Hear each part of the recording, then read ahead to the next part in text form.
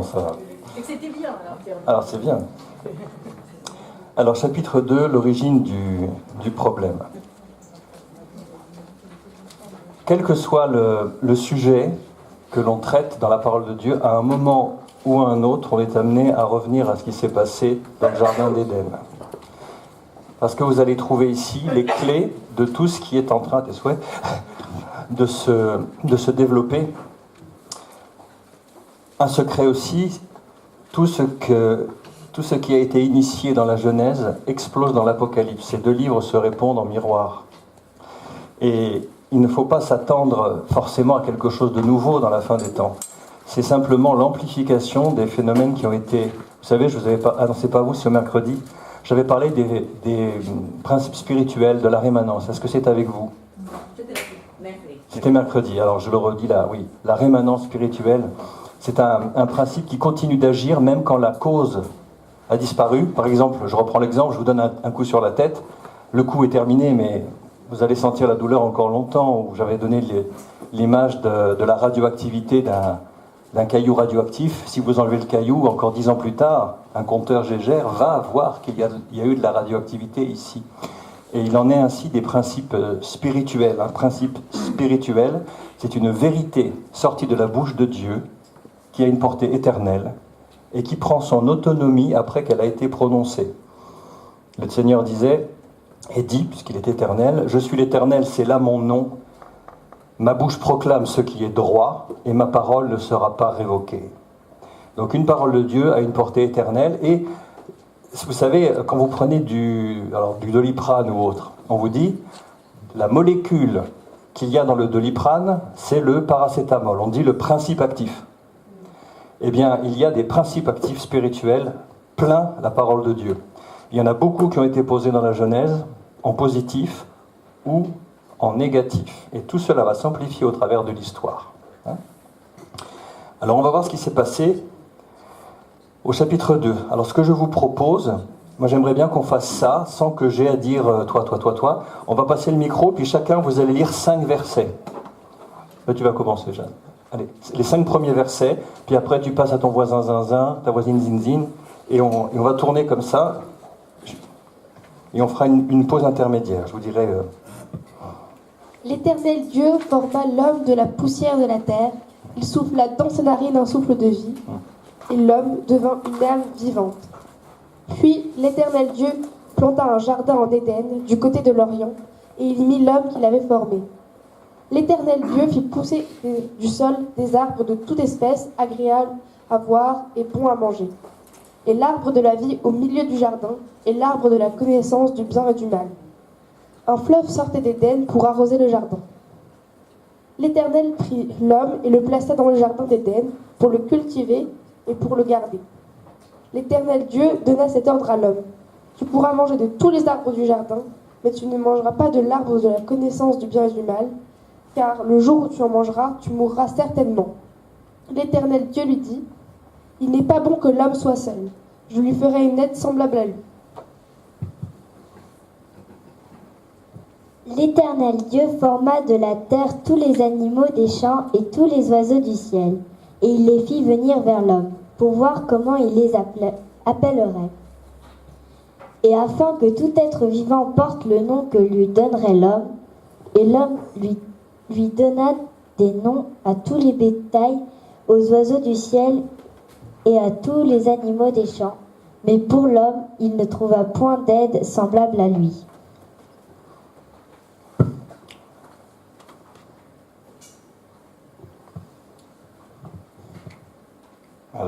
Alors l'Éternel Dieu fit tomber un profond sommeil sur l'homme qui s'endormit.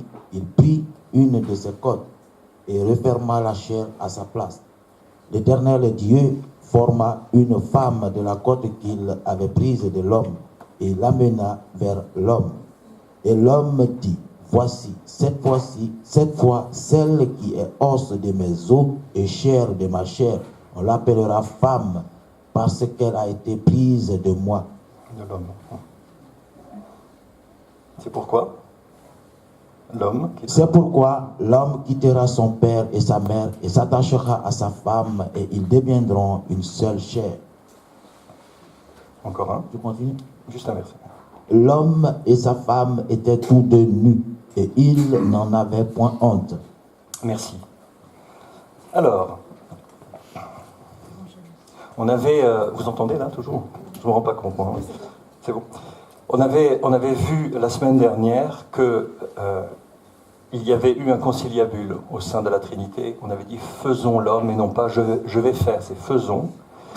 Et on avait vu que la Trinité, eh bien, elle était Dieu relationnel en lui-même et c'est la raison pour laquelle nous sommes relationnels. Il faut garder ça en arrière-plan. Et on a vu aussi que Dieu est tellement un Dieu d'amour qu'il a voulu partager cet amour avec des créatures faites à son image. Alors, au premier verset, on va dire les premiers versets, l'Éternel Dieu forma l'homme, Ish, en hébreu, de la poussière de la terre. Il souffla dans ses narines un souffle de vie et l'homme devint une âme vivante. Alors je vous pose une question. Quelle est la caractéristique particulière de la création de l'homme par rapport à celle de tous les autres êtres vivants? Comment? D'une part. D'autre part, il y a autre chose. Alors, oui, tout ça c'est vrai. Mais il y a une autre différence en amont. Est-ce que vous avez vu? Je ne sais pas, parce qu'en fait, pour toutes les autres choses, Dieu dit et les choses apparaissent, alors que là, il prend Voilà. quelque chose. Voilà. Vous savez, dans le psaume, il est dit Dieu ordonne, la chose existe. Vous savez, Dieu dit la chose existe, il ordonne, elle arrive à l'existence. Pour Dieu, dire et faire, c'est pareil, c'est la même chose. Mais pour l'homme, il a façonné quelque chose. Le terme que vous avez là, format, ça veut dire en hébreu ciseler, façonner. Comme un orfèvre. Un orfèvre va ciseler de l'argent extrêmement finement. Le mot bara veut dire cela. Ça signifie qu'il y a eu une action supplémentaire, particulière de Dieu. Il aurait pu dire que l'homme soit. Et pour la femme, il aurait pu dire qu'elle soit. Non, non, non, non. Il l'a façonné de la poussière de la terre et, effectivement, il a soufflé un souffle de vie. Souffler un souffle de vie. Qu'est-ce que ça signifie? Qu'est-ce que ça signifie? Comment? Alors, animer, c'est infiniment juste parce qu'en latin, anima, ça veut dire l'âme. Bien vu. Oui, mais il n'a pas fait ça pour les animaux, on est d'accord, hein? Il a soufflé il a mis de sa propre nature dans l'homme. Il a transféré sa propre nature dans l'homme. C'est pour ça qu'il est fait à son image et qu'on est très particulier dans sa pensée. Et l'homme devint une âme vivante, c'est vrai. Il avait un but, le Seigneur. Vous avez vu un peu plus loin, il nous a dit qu'il a mis un jardin en Éden, il a mis l'homme qu'il avait formé, et puis c'est Dieu qui fait pousser du sol des arbres de toute espèce, agréables à la vue, dit-on, et bons à manger, et l'arbre de vie, qui a une caractéristique particulière. Il est au milieu du jardin. Question que je pose, enfin, si vous êtes d'accord, pour moi, dans un cercle, par exemple, il y a un seul milieu, ou alors c'est pas un cercle. Donc il est dit que c'est l'arbre de vie qui est au milieu du jardin. On ne dit pas ça de l'arbre de la connaissance du bien et du mal, hein, d'accord? C'est l'arbre de vie. L'arbre de vie représente qui, à votre avis? C'est le Christ. L'arbre de vie, c'est le Christ, en effet. Et l'arbre de la connaissance du bien et du mal, ça pourrait être quoi? On va le découvrir un peu plus loin. On s'accorde à dire... Alors, je vous laisse encore réfléchir. D'un côté, on a la vie, et de l'autre, on a un arbre qui donne la connaissance du bien et du mal. Non. Non. En fait, c'est une image de la loi. L'arbre de la connaissance du bien et du mal, c'est une image de la loi. On n'obtient pas la vie par la loi, on a juste la connaissance du péché. On va relire Romains 7 et 8 dans les chapitres suivants qui disent « Pourquoi une loi inatteignable ?» Mais l'arbre de vie, c'est Christ. On va voir toutes les filiations qu'il y a derrière. Et en regardant bien, dans l'hébreu, il est dit qu'il y avait l'arbre de la vie au milieu du jardin et qu'il y avait l'arbre de la connaissance du bien et du mal, dont il n'est pas dit qu'il était au milieu du jardin. C'est très très important. Vous allez voir, c'est très très important. Alors, ça c'est le décor. Ça, c'est le décor. Je vérifie. Il y a quelques questions qui ne vont pas tarder à arriver. Bien. Il met un fleuve sortait d'Éden, parfait. Et on voit que Dieu met l'homme dans le jardin pour le cultiver, pour le garder. Est-ce que vous vous êtes déjà posé la question? Le cultiver, oui. Le jardin, il a beau être luxuriant, il faut quand même l'organiser. Bon. Mais le garder. Contre quoi? Contre quoi? Ça nous parle d'une menace quand même, parce que garder, c'est comme une sentinelle, il y a quelque chose. Est-ce que ça signifie, à votre avis, enfin, est-ce que ça signifie, il faut que je fasse attention à la façon dont je pose la question, sinon je vous donne les réponses. Le fait de le garder, qu'est-ce que ça signifie exactement? S'il doit le garder? Une menace, mais de quelle nature alors?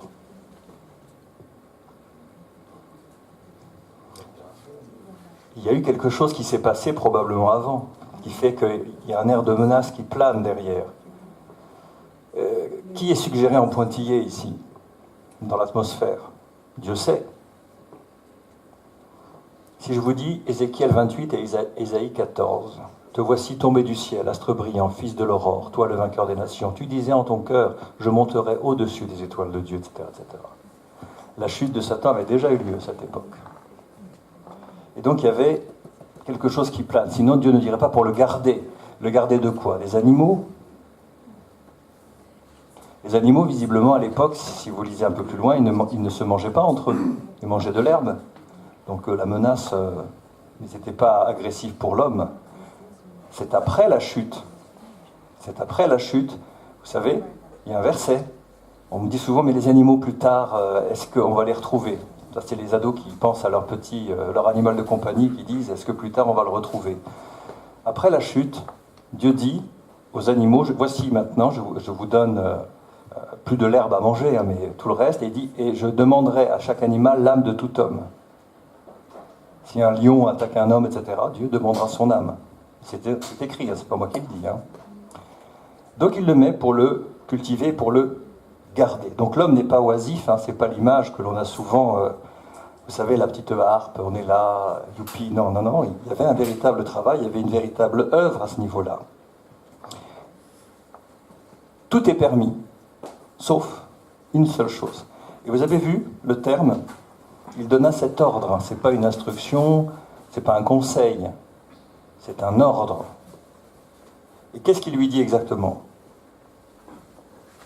Tu pourras manger de tous les arbres du jardin que lui-même avait plantés, selon son espèce, vous vous rappelez, mais tu ne mangeras pas de l'arbre de la connaissance du bien et du mal, car le jour où tu en mangeras, en hébreu c'est tu mourras, tu mourras.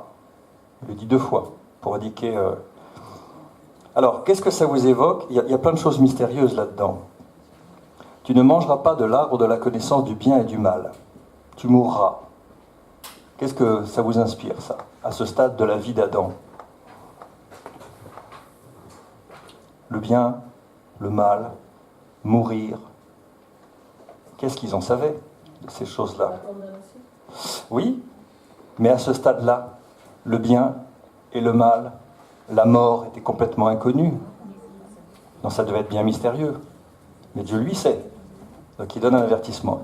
Alors, pour quelle raison donne-t-il cet avertissement? Est-ce que c'est pour brimer, c'est pour priver, c'est pourquoi? Il y avait le choix. Et là, on a quelque chose de très très important. Dieu a insufflé sa propre vie dans l'homme. C'est vraiment lui-même qu'il a... si vous voulez, il se reconnaît. Quand il voit Adam, il voit sa propre nature dedans, dans l'homme. Et il partage avec son Créateur un certain nombre de choses. Qu'est-ce qu'on partage dans nous, êtres humains? Qu'est-ce qu'on partage avec Dieu? Des caractéristiques que Dieu a. En premier, le libre arbitre, la liberté. La liberté de décider le bien, le mal, qu'est-ce qu'on va faire. Mais vous savez que la liberté, pour nous en tout cas, être humain, est toujours associée à une autre notion. C'est presque un sujet du bac d'ailleurs. Liberté et responsabilité. J'enfonce des portes ouvertes, mais c'est vrai. Les enfants, vous savez, Quand on leur laisse faire leur choix, on est d'accord, mais attention, il y a des conséquences à tes actes. Liberté, responsabilité, toujours. Qu'est-ce qu'on a d'autre en commun avec notre Dieu? On a beaucoup de choses puisqu'on est fait à son image.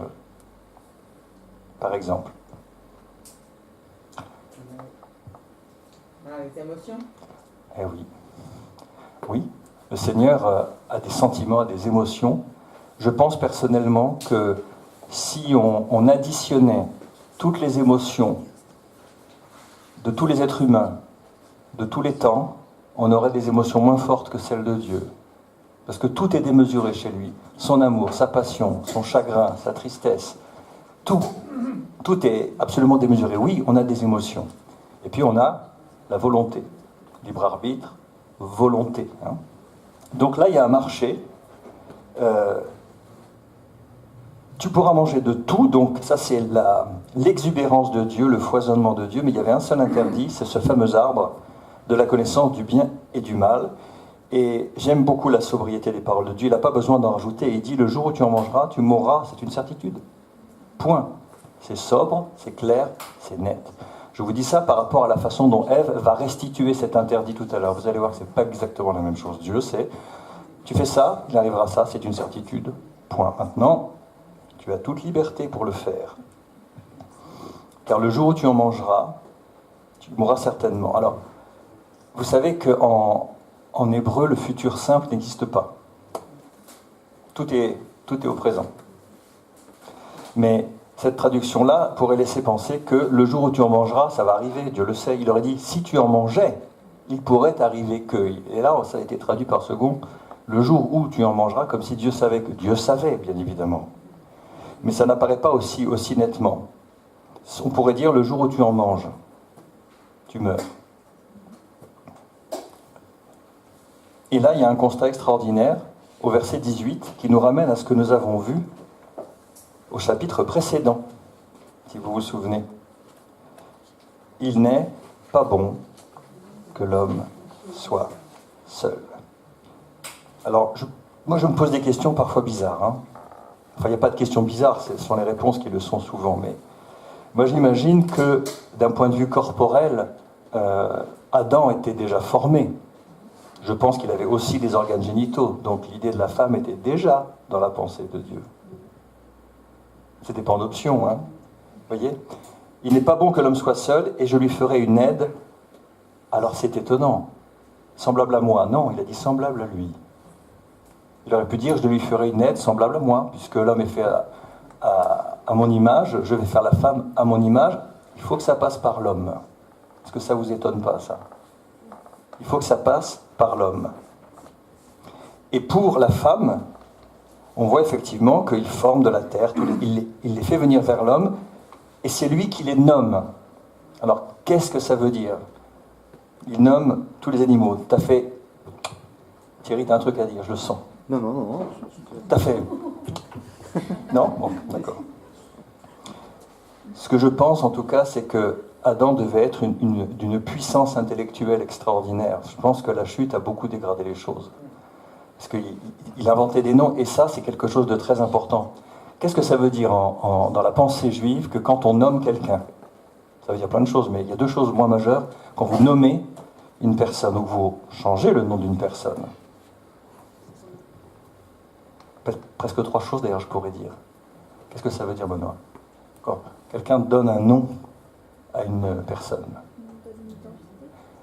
Alors, il lui donne une identité, absolument, parce que les noms en hébreu ne sont jamais gratuits. Il y a toujours un sens particulier. C'est comme si on lui donnait son identité, mais attention, elle peut être négative. Hein. Jacob, par exemple. Yaakov. Qu'est-ce que ça veut dire, Yaakov ? Jacob. C'est pas très glorieux. Comment ? Alors, oui, le supplanteur. Celui qui prend indûment la place de quelqu'un. C'est comme si... Imagine qu'Émilie, elle s'appelle la supplanteuse, et à chaque fois qu'on l'appelle, la supplanteuse, il entendait ça à chaque fois. Donc oui, une identité qui n'est pas forcément la vraie, puisque... Oui, mais après, il a changé son nom. En Israël, il y a eu un changement de destin. Et ça, c'est la première chose, oui, c'est vrai. Quand vous regardez les noms des fils de David, le roi David, dans sa période de souffrance, où il n'était pas encore roi, où il courait pour fuir tout le monde dans les montagnes, regardez les noms de ses fils. C'est douleur, amertume, solitude, etc. Et après qu'il est roi, il a d'autres enfants, et les noms sont beaucoup plus glorieux. Souvent, on marque l'histoire même de la famille dans les noms des enfants. Quand on voit aussi les fils de Caïn, les noms qu'ils ont, enfin, c'est les fils de, on pourrait dire, d'Ésaü aussi. On lui dit, tu seras dans la montagne, etc. Et vous verrez les noms des fils d'Ésaü, ça veut dire aride, désert, etc. C'est vraiment l'histoire qui se trouve là-dedans. Il y a une troisième idée que j'aimerais bien que vous trouviez. Qui donne le nom à qui?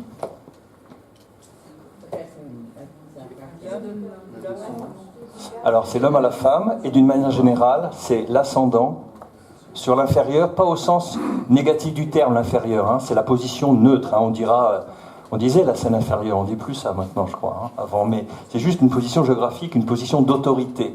C'est celui qui a l'autorité qui nomme celui qui est en dessous de son autorité. Donc, l'homme, il nomme les animaux, mais c'est aussi lui qui va donner son nom à Isha, la femme. Ish, ça veut dire homme, et Isha, en hébreu, c'est la femme, c'est Adam. Donc, ça veut dire que Dieu a fixé ce qu'on appelle un ordre créationnel. Vous allez voir dans quel ordre Dieu va demander des comptes après la chute. L'homme, d'abord, pourquoi tu as fait ça? La femme, pourquoi tu as... Et après, le serpent. Il reprend dans l'ordre, Dieu est cohérent. Il a créé un ordre créationnel. Il a mis en place un ordre créationnel et il s'y tient. Et donc, il n'est pas bon que l'homme soit seul. Je lui ferai une aide semblable à lui. Et l'homme donne des noms à tous les animaux, tous, mais il ne trouve pas d'aide semblable à lui. Pourquoi le mot aide? Les hommes en ont besoin. Oui. Il y a une femme qui peut répondre. On en a besoin. Alors, ce que je pense, c'est que il est dit qu'il nous a fait mâle et femelle. Il n'est pas dit qu'il a fait l'homme comme si c'était une espèce et les femmes qui sont une autre espèce. Même si parfois on a l'impression que ce sont deux espèces différentes. Hein. Mais ce sont deux faces d'une même pièce. On ne peut pas les désolidariser. Mâle et femelle. Et quand vous regardez attentivement les réactions de Dieu, vous voyez aussi que dans le cœur même de Dieu, il y a des valeurs féminines. Dieu, il a cette délicatesse, cette tendresse, ce souci, mais il a la force, il a le courage, il a la volonté, il peut être terrible, il peut être très délicat. Quand il dit « je pleurerai en secret » dans Jérémie, à propos d'Israël, je pleurerai en silence, en secret. Ou quand Jésus dit « Jérusalem, Jérusalem, combien de fois ai-je voulu rassembler tes enfants comme une poule rassemble ses petits sous ses ailes et vous ne l'avez pas voulu ». C'est féminin, c'est très comme ça. Donc, il y a les deux dans le caractère de Dieu. Et il nous a fait deux parce qu'il faut l'homme et la femme pour avoir l'image de Dieu complète. Si vous n'avez que l'homme, vous n'avez qu'une partie de l'image de Dieu. À l'homme et la femme, vous avez l'image de Dieu complète. Vous voyez? Et le mot aide aussi en hébreu, si je me rappelle bien, c'est pas utilisé beaucoup dans l'Ancien Testament, mais c'est utilisé dans ce cas-là où la femme aide l'homme, et puis tous les autres cas, c'est Dieu qui vient au secours. Qui vient au secours. De l'homme aussi. Donc du coup, c'est pas négatif. Si Dieu le fait, absolument, qu'une femme le fasse, c'est pas négatif. C'est pas négatif du tout. Au contraire, il y a effectivement des choses du caractère féminin que il n'y a qu'une femme qui puisse le faire. Et l'homme a besoin de ça parce que quand on dit c'est ma moitié, souvent on sent qu'il y a une forme de complétude qui est réalisée quand les deux sont réunis. Vous voyez?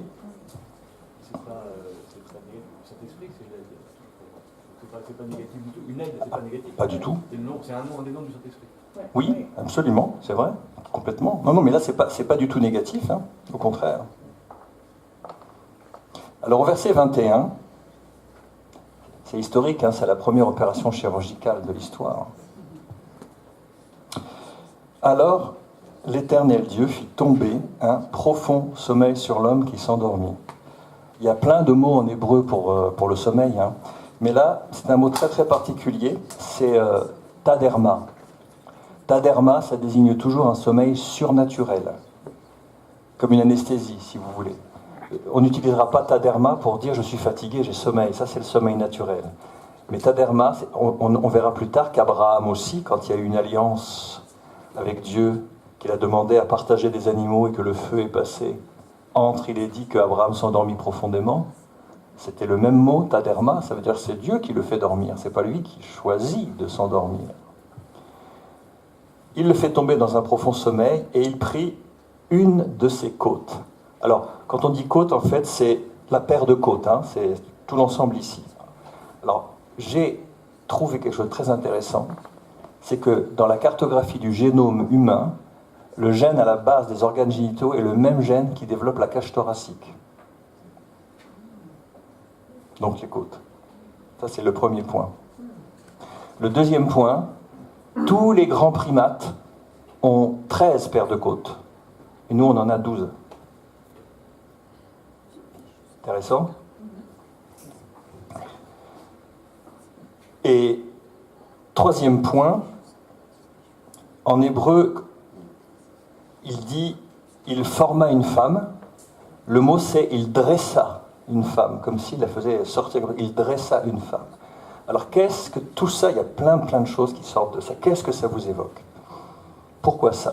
Pourquoi la femme est-elle tirée de l'homme, alors que Dieu n'avait qu'à claquer des doigts pour la faire... il pouvait prendre de la poussière et recommencer. Qu'est-ce qu'on a comme idée derrière tout ça? Il y a une idée extrêmement importante. Il y a une comparaison. C'est un parallèle de quoi, l'homme et la femme? Comment? Oui, n'oubliez pas, le plan du salut, chercher Christ au travers de toute la parole. C'est notre fil conducteur. Donc l'homme et la femme. Le mystère de l'homme et de la femme, dit Paul dans les Corinthiens. Ce mystère est grand. Je dis cela par rapport à... Finissez le verset. Christ et l'Église. Il dit de l'homme et de la femme, il dit le mystère de l'homme et de la femme. Ce mystère est grand. Je dis cela à propos de Christ et de l'Église. Le fait que la femme soit issue d'un côté percé, est-ce que ça vous rappelle quelque chose? Alors, plus fort, sinon on t'entend pas. Vas-y, prends-le.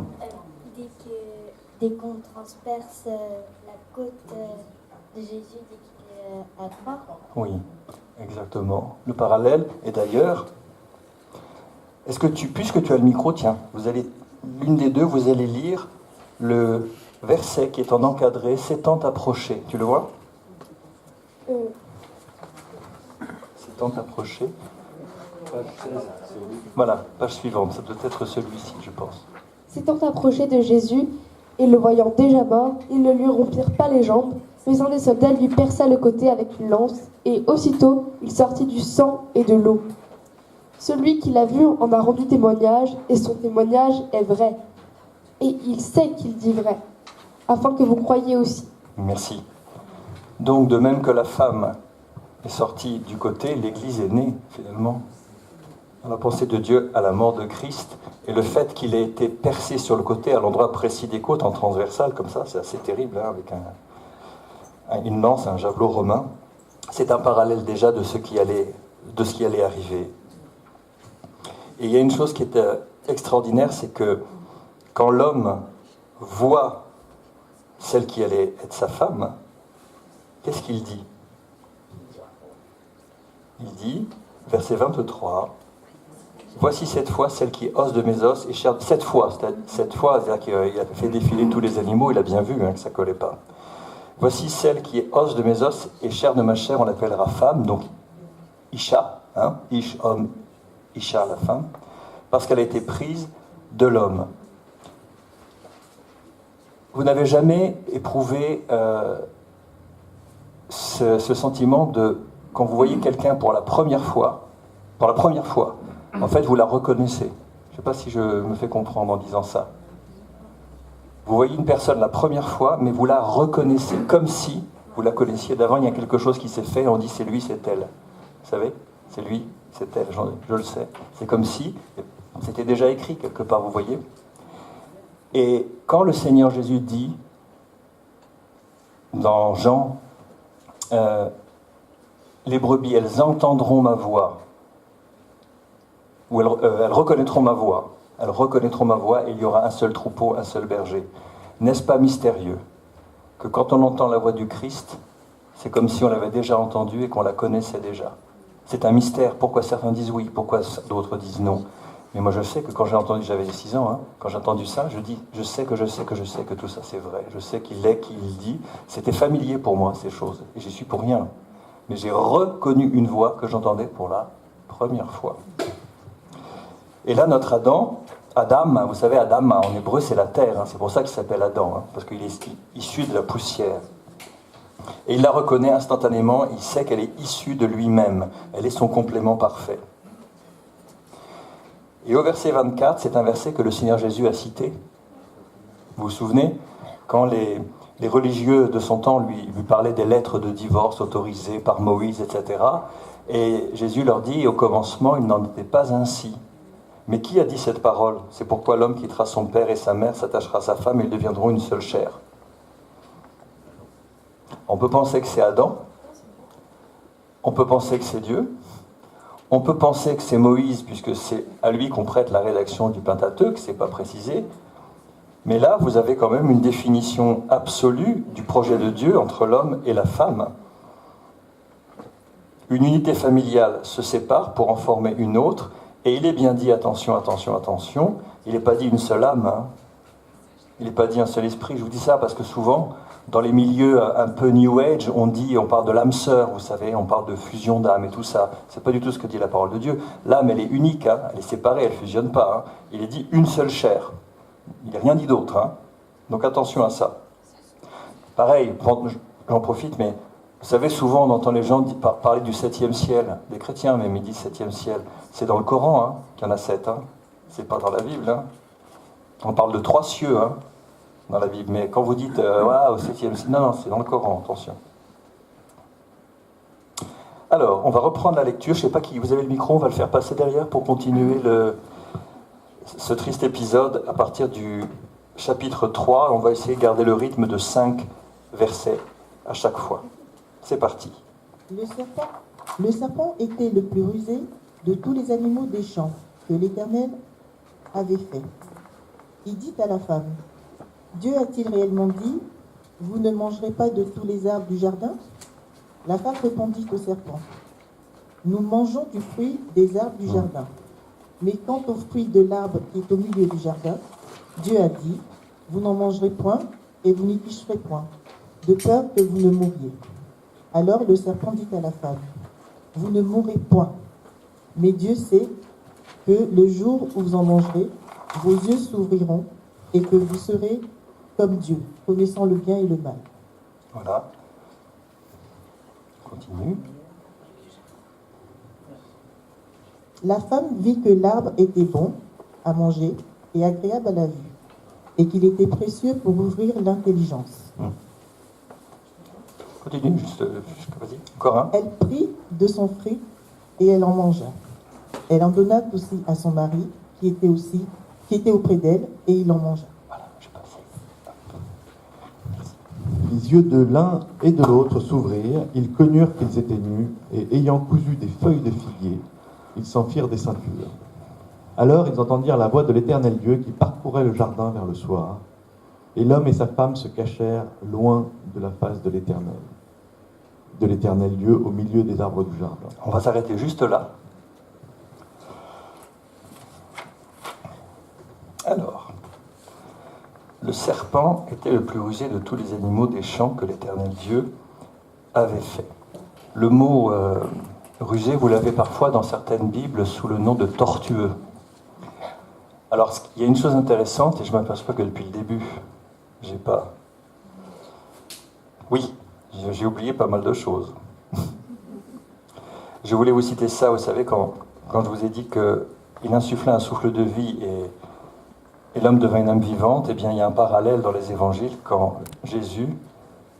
non, c'est pas celui-ci, quand Jésus souffle sur les disciples en leur disant « Recevez le Saint-Esprit ». C'est un parallèle. Voilà. Alors, tac. Il faut que je fasse vite parce que là, je viens de faire passer à toute allure des versets trinitaires que vous étiez censés trouver. Donc, je n'ai pas oublié. Hein. Donc, je suis vite passé là. Vous voyez, vous n'avez pas eu le temps de les voir, j'espère. Bon. Alors, je laisse ça ici pour le moment.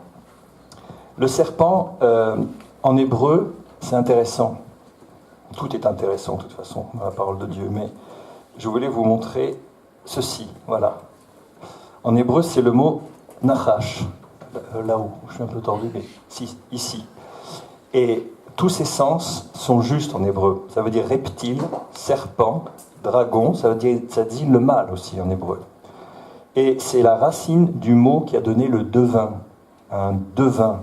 Le devin, c'est celui qui essaie d'obtenir une connaissance interdite par des moyens occultes. Ça veut dire enchantement, incantation. C'est tout ça le mot nachash. Et vous le retrouvez dans le livre des Nombres à propos de Balaam, ce qu'on appelait le devin, le voyant. Il est dit « L'occultisme ne peut rien contre Jacob, ni la nachash contre Israël. » Et regardez ça, à Babylone, ils avaient une divinité qui s'appelait Nagash, qui s'appelait le serpent chanteur. Ça vient de là. Et Lagash, ça veut dire parler en langue, en babylonien, hein, pas en hébreu. Hein, d'accord ? Vous l'avez là, le fameux... il est là, le serpent chanteur babylonien. C'est intéressant. Alors, il est le plus tortueux, le plus rusé des animaux des champs que l'Éternel Dieu avait fait. Il dit à la femme. Alors déjà là, ça devrait nous arrêter. Il parle, il y a une communication. Alors, n'attendez pas de moi que je vous dise exactement quelle forme ça a pris. Est-ce que c'était des mots articulés ? Est-ce que c'était sur un plan spirituel que ça se passait ? Ça n'a guère d'importance. Du moment qu'il y a eu conversation, c'est tout ce qui compte. Alors là, à ce stade des choses, il dit à la femme, pas plus loin, il dit à la femme, il y a deux problèmes là. Il y a deux... Qui est fautif ici ? À votre avis ? La femme ? C'est sûr ? Voilà. Souvent on dit Ève, c'est la femme, c'est Ève. Le caillou, c'est Ève. Si vous y réfléchissez bien, il y a 5 faillites d'Adam. C'est un livre de Larry Crabb qui s'appelle Les faillites d'Adam. Non, les silences d'Adam. Il y a eu 5 silences, 5 faillites. Emmanuel vient d'en donner un. Le serpent, il dit à la femme, il est entré, il est là.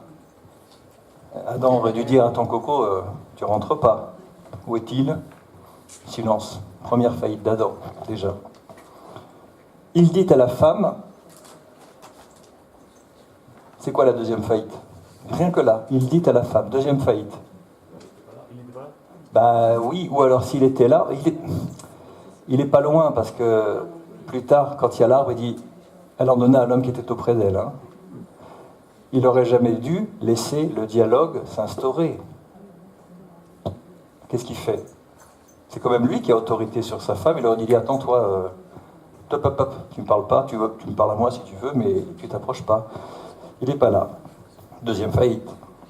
Et voilà comment il entame la conversation. Dieu a-t-il réellement dit, vous ne mangerez pas de tous les arbres du jardin ? Qu'est-ce que c'est cette tactique ? Qu'est-ce qu'il fait exactement là ? Il sème le doute. Dieu a-t-il réellement dit ? C'est très très pervers. Parce que c'est pas, c'est un doute à multiples facettes si vous regardez bien. Dieu a-t-il réellement dit ? Ça veut dire deux choses. Est-ce que c'est vraiment les propos de Dieu que vous êtes en train de dire, ou est-ce que vous auriez mal compris ? C'est à deux facettes. Dieu a-t-il réellement dit, c'est ce que vous avez compris ? Ou alors est-ce que c'est vraiment ce qu'il a dit ? Double doute, double doute. Et sa deuxième tactique, vous ne mangerez pas de tous les arbres du jardin. Ça, c'est vraiment sa signature. C'est comme ça qu'il fait avec nous, hein, d'ailleurs. Hein. Qu'est-ce que vous devinez de ça ? Vous ne mangerez pas de tous les arbres du jardin. Merci. Ouais. Alors, c'est pire que ça. Une chose que tu as dit est le tort. Voilà. Il mélange du vrai et du faux. Si effectivement je mettais un saladier ici avec des petites boules vertes de morora, personne n'y toucherait. C'est pas bon. Il y en a qui ont essayé, ils ont eu des problèmes. Mais si je vous les emballe, je les entoure de chocolat, je mets du papier doré, etc. Je vous dis ça parce qu'il y a une expérience qui a été faite dans une crèche aux États-Unis. Ils avaient mis des boules de morora, de la vraie de vraie, hein, en saladier vert, Et puis des enfants ont joué sur la table devant le saladier pendant 1 heure ou 2 sans du tout s'intéresser. Et puis après, ils ont repris les mêmes boules de morora et les ont emballées dans du papier doré de bonbons. Je vous assure, ça se finit bien, n'ayez pas peur. Mais on voit sur le film, les gamins, ils se jettent dessus, puis ils les ont arrêtés juste avant qu'ils les avalent. Donc, la tactique de Satan, c'est toujours d'enrober les choses en se donnant une forme de légitimité, parce qu'après tout, on pourrait croire qu'il cite la parole de Dieu, donc c'est légitime, il se présente avec cette légitimité-là.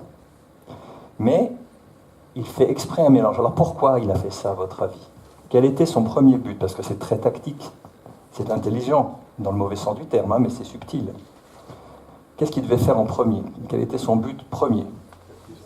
Capter son attention. Faire parler la femme pour qu'elle vienne d'elle-même, pour qu'elle dise elle-même non, Dieu a dit ça. Oui. C'est-à-dire, alors ce que tu viens de dire, c'est il faut entamer la conversation. C'est ce qu'on appelle en commercial une accroche. Il faut trouver une accroche. Et là, l'accroche, il a été très subtil parce que, qu'est-ce qu'il a fait? Il a donné ce mélange entre la vérité et le mensonge pour donner à la femme de bonne foi l'occasion de dire « Ah non, non, non, c'est pas ce que Dieu a dit. » Alors vous savez, dans la vie commerciale, les commerciaux sont formés à pas mal de tactiques pour essayer de vendre leurs produits. Et parmi leurs tactiques, il y a ce qu'on appelle la reformulation. Alors il y a 5 reformulations, peu importe, mais il y en a une qui s'appelle la reformulation déformation. Par exemple, le client doit renouveler son parc informatique, puis vous êtes commercial et vous devez vous vendre vos ordinateurs. Bon. Mais vous ne savez pas exactement quel est le budget dont dispose le client. Il faut essayer de l'obtenir. Alors il vous rencontre, il a rencontré vos concurrents, et puis il vous dit oui, alors voilà, il faudrait qu'on renouvelle notre parc informatique, etc. Alors bon, on a un budget pour ça, il ne vous dit pas le montant, il faudrait qu'on le sache. Alors le commercial dit bon, très bien, alors donc si j'ai bien compris, vous me dites que vous avez un budget finalement assez limité pour... Non, on a quand même 10 millions d'euros, hein, et vous avez obtenu l'information que vous vouliez. Ça s'appelle la reformulation déformation, très utile. Là, c'est typiquement ça. C'est la reformulation déformation pour donner l'occasion à la femme de prendre, entre guillemets, la défense de Dieu. On va dire, mais non, c'est pas ça. Et ça y est, clac, l'accroche est amorcée. Elle a commencé la conversation. Il avait ce qu'il voulait. Première étape. La femme répondit. Elle n'aurait jamais dû, mais... Alors, j'aimerais bien que vous réagissiez sur ce qui a été dit à la fin du verset 2 et au verset 3. La femme répondit au serpent, nous mangeons du fruit des arbres du jardin. Mais quant au fruit de l'arbre qui est au milieu du jardin, Dieu a dit, vous n'en mangerez pas et vous n'y toucherez pas, de peur que vous ne mouriez. Il y a 5 choses à dire là. Alors, on va commencer peut-être par le début du verset. Alors, c'est juste hein, ce que j'ai entendu. Hein. C'est juste. Mais alors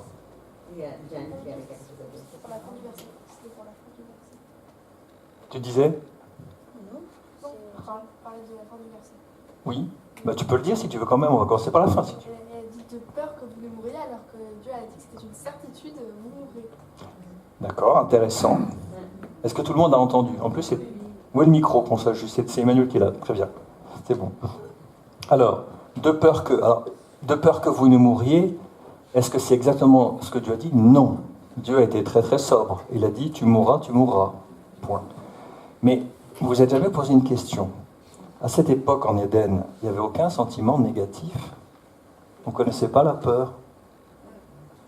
D'où elle a sorti ça? Alors, après, on ne sait pas si c'est une vraie peur, mais c'est une option. C'est pas forcément. On ne dit pas qu'il n'y a plus la certitude. Oui. De peur que vous ne mouriez, oui. Il y a du conditionnel. C'est ce qu'a dit Jeanne en quelque sorte. Hein. C'est ça, c'est ça. Il y a 2 choses. Alors, on commence par la fin, hein, donc on va remonter, hein, d'accord? C'est pas une certitude, alors que en hébreu, je vous dis, quand on dit 2 fois les choses, c'est vraiment pour marquer le coup. Tu mourras. Bon, ça c'est paf. Elle, de peur que vous ne mouriez, effectivement, ça laisse planer un doute. On n'est même pas encore un doute d'ailleurs, tiens. C'est même pas garanti. Et puis le mot peur, d'où elle a sorti ça?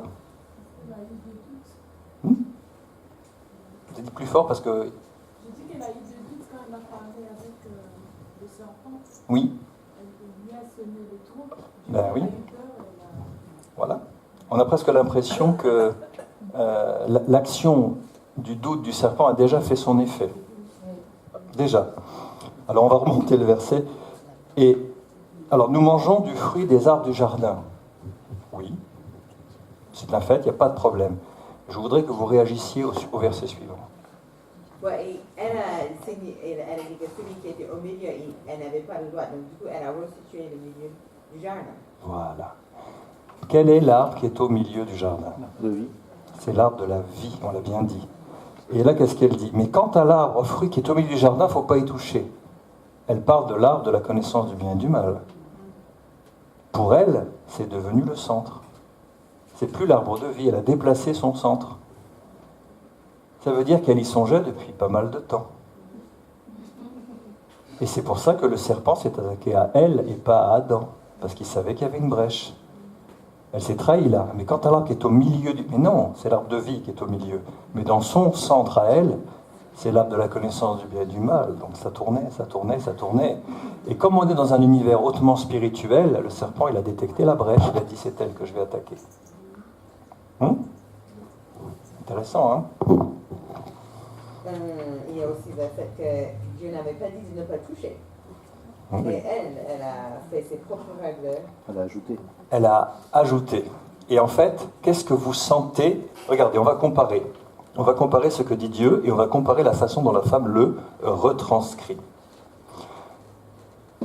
Mais tu ne mangeras pas de l'arbre de la connaissance du bien et du mal, car le jour où tu en mangeras, tu mourras, tu mourras. Ça, c'est ce que dit Dieu. Mais quant au fruit de l'arbre qui est au milieu du jardin, Dieu a dit, vous n'en mangerez pas et vous n'y toucherez pas de peur que vous ne mouriez. Mais il s'est passé quelque chose là. Qu'est-ce qu'elle fait? Elle renforce, vous n'en mangerez pas, puis vous n'y toucherez pas. Quel est le sentiment que vous percevez au travers de ça? Elle a eu envie d'y toucher, mais elle ne pouvait pas, donc elle éprouvait de la frustration. Elle éprouvait de la frustration, parce qu'elle a renforcé la chose. Vous savez, on le voit même avec les enfants. Quand on donne un interdit qui restitue, ils renforcent le trait à gros coups de feutre pour bien montrer qu'ils sont mécontents et qu'ils sont frustrés. Et bien c'est exactement ça. Donc on voit déjà que là, il y avait un terrain qui était propice. Et alors au verset 4, il y a un « alors » qui pèse lourd là. Vous savez, les commerciaux, toujours, je prends mon parallèle, trouver l'accroche, formulation, déformation pour essayer de, comme on dit, tirer les vers du nez du client, obtenir des infos. Et quand on sent que le client est mûr, on balance le packshot, c'est-à-dire l'argument commercial absolu, celui qui va faire que vous emportez l'affaire. Et ce « alors » qui est là, ça fait un paquet de temps que le serpent attendait le moment de sortir l'argument massu. Et ce « alors », il pèse très très lourd là dans la parole. Alors, il a dû se dire, c'est maintenant ou jamais. C'est bon, elle est mûre, je vais cueillir. Et il dit, vous ne mourrez point. Donc là, on n'est plus du tout dans le mélange de vérité et de mensonge. Il a amené Ève sur son terrain avec une zone de doute. Il l'a laissé réexprimer elle-même son doute, sa frustration. Et maintenant, il l'entraîne encore plus loin dans un mensonge direct et frontal. Mais Dieu mentirait alors. Vous vous rendez compte, c'est ça que ça signifie. Vous ne mourrez pas. Mais Dieu sait que le jour où vous en mangerez, vos yeux s'ouvriront et que vous serez comme Elohim, comme Dieu, connaissant le bien et le mal.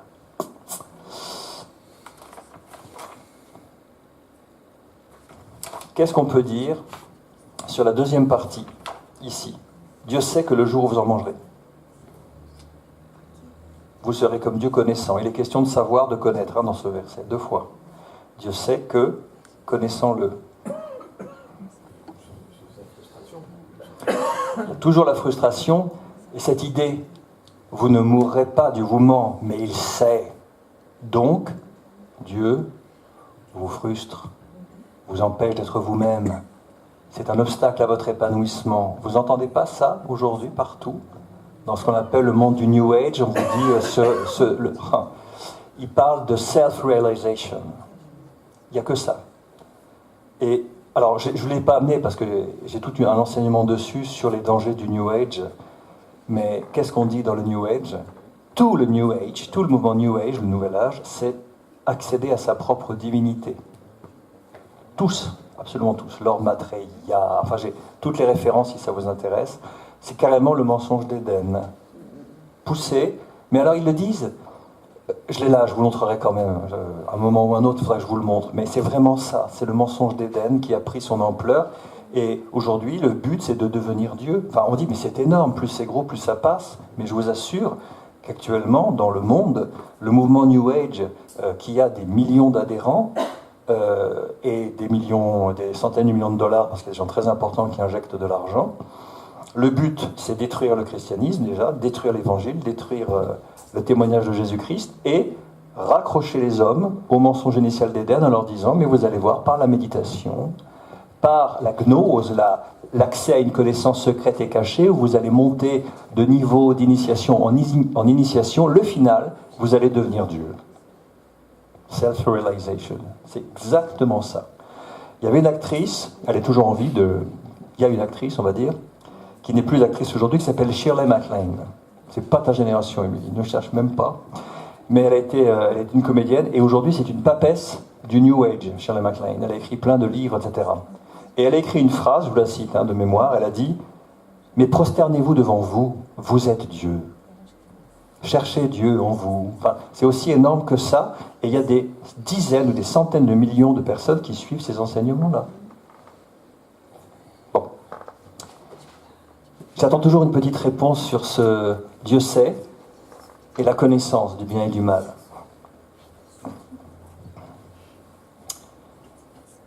À votre avis, est-ce que Dieu a besoin d'acquérir une connaissance à l'extérieur de lui ? C'est un mensonge énorme.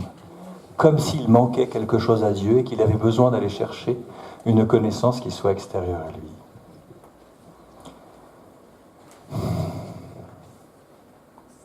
Est-ce qu'on peut lire dans l'Épître aux Colossiens, alors je ne sais pas qui a le micro et la Bible qui va avec aussi, Colossiens chapitre 2, les 4 premiers versets.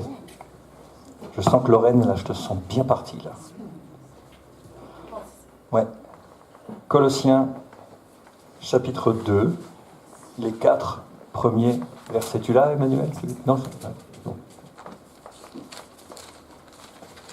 Rapide avec une Bible. Alors, tu l'as, Jeanne ? C'est bon ? Ah, la vengeance du papier sur l'électronique. Oui, je l'ai. Alors, je vais te passer le micro. Ah, chapitre 2, les 4 premiers versets, 1 à 4. Alors. Je tiens à ce que vous sachiez combien dure est la lutte que je livre pour vous, pour ceux de Laodicée et pour bien d'autres qui ne me connaissent pas personnellement. Je désire que leur cœur soit rempli de courage, qu'ils soient unis dans l'amour et enrichis de toute la certitude que donne une vraie intelligence. Ils pourront connaître ainsi le secret de Dieu, c'est-à-dire le Christ lui-même. En lui se trouvent cachés tous les trésors de la sagesse et de la connaissance divine. Je vous dis cela, afin que personne ne puisse vous tromper par des raisonnements séduisants. La vraie connaissance, c'est Christ. C'est en Christ que se trouvent tous les trésors de la sagesse et de la connaissance. C'est un mystère, mais c'est en lui que se trouvent tous ces trésors de la connaissance. Donc, imaginez que la divinité s'obtient par l'acquisition d'une connaissance extérieure. C'est le plus gros mensonge qui soit. Et c'est ce qui irrigue toutes les sectes, tout le mouvement New Age, la franc-maçonnerie, les mormons, les rosicruciens, Lord Maitreya, je vous expliquerai toutes ces choses. C'est exactement cette idée-là. Et cette connaissance secrète que l'on acquiert par des paliers d'initiation, ça porte un nom, ça s'appelle la gnose, G-N-O-S-E. Gnosis, c'est connaissance en grec. Et on parle de la gnose transhistorique parce qu'elle a traversé l'histoire. Vous savez que si on remonte très très loin dans le temps, à Sumer, les Sumériens, si le nom vous l'avez au moins entendu une fois, ils étaient avant Babylone, c'est à eux qu'on doit l'écriture cunéiforme, et ce sont les premiers pollueurs qui ont détruit l'environnement. Pour l'histoire, c'est juste... Eh bien, existait à Sumer une confrérie du serpent, où des initiés prétendaient devenir Dieu en accédant à des connaissances secrètes. C'était déjà la suite d'Éden, c'était assez récent en fait, ces épisodes-là. Donc oui, connaissant le bien et le mal, comme si Dieu avait besoin de connaître à l'extérieur de lui. Non, il est toute connaissance, il est Dieu. Donc déjà c'est énorme. Et la vraie connaissance, on l'avait cité la semaine dernière, je pense, avec Jean 17, 3, je vous le rappelle en le relisant. La vie éternelle, c'est qu'ils te connaissent, toi, le seul vrai Dieu et celui que tu as envoyé, Jésus-Christ. La vraie connaissance, c'est Dieu qui la donne en se révélant. Vous vous rappelez de ça ? On ne connaît pas Dieu, il se révèle à nous, c'est une grande différence. Mais là, ce que est en train de dire le serpent, c'est qu'on peut connaître la divinité à l'extérieur de tout ça, en contournant toutes les règles morales. Et alors là, il s'est passé quelque chose. Verset 6, que lit-on ? La femme vit que l'arbre était bon à manger et agréable à la vue et qu'il était précieux pour ouvrir l'intelligence. Remontez un petit peu dans le chapitre 2, au tout début. Il est dit que Dieu, au verset 9 du chapitre 2, fit pousser du sol des arbres de toute espèce, agréables à voir et bons à manger. Ça, c'est Dieu qui le déclare. Et cet arbre de la connaissance du bien et du mal que personne n'avait jamais goûté, que dit-elle à son sujet ? La femme vit que l'arbre était bon à manger. Comment peut-on voir qu'un arbre est bon ? Pour connaître une pomme, il faut la goûter, disait Mao Tse-tung. Pas terrible comme référence, mais enfin c'est lui qui l'a dit quand même. Donc comment peut-on voir que quelque chose est bon ? Qu'est-ce qui a été mis en œuvre ici ? Alors l'envie, oui, mais plus puissant.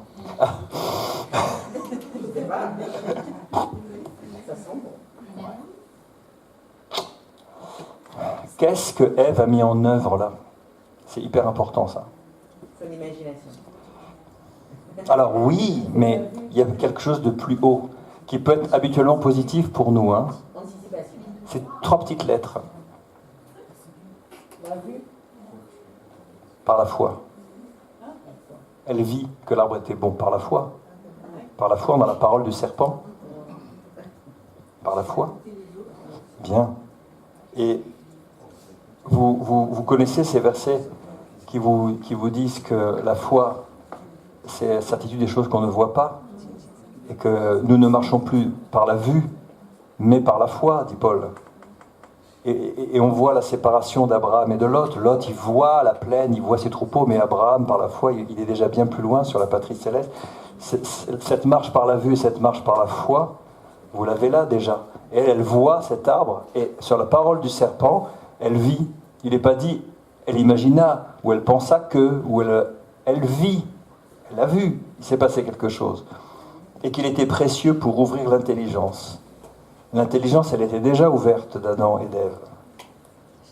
Ils étaient en communion totale avec Dieu. Dieu, je pense, à chaque fois qu'ils étaient en relation avec le Seigneur, l'image de Dieu était comme renouvelée tous les jours au contact du Seigneur. Elle prit de son fruit et en mangea. Et elle en donna aussi à son mari qui était auprès d'elle. C'est pour ça qu'il a assisté à toute la scène, je pense. Donc, 1, il n'aurait jamais dû laisser entrer le serpent. 2, il n'aurait jamais dû laisser la conversation s'entamer. 3, quand elle était avancée à ce point, il aurait dû intervenir en disant stop, stop, stop, ça va trop loin, stop, arrête, casse-toi, stop. Il n'a rien fait. Il ne l'a pas arrêtée quand elle s'est dirigée vers l'arbre, il l'a suivie. Quand elle en a pris, il ne l'a pas arrêtée. Et quand elle lui a tendu de son fruit, il ne s'est pas arrêté, il en a pris aussi. Donc ça va un peu vite de dire « Oh, c'est Ève, c'est Ève, c'est Ève ». Oui, c'est elle qui a été séduite, mais Adam, 5 ou 6 faillites quand même.